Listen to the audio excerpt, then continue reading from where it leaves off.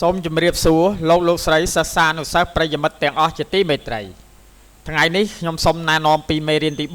3អំពីរបៀបដូរទម្រង់กระดาษជាដំបូងយើងចុចលើ page layout menu បន្ទាប់មកចុច page setup ប៊ូតុងតូចនេះតបមកចុច paper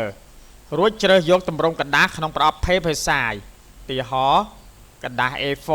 ដែលមានទំហំបណ្ដោយ21សង់ទីម៉ែត្រកម្ពស់ 29.7 យើងជ្រើសរើសហើយយើងចុច OK គឺជាការស្រេច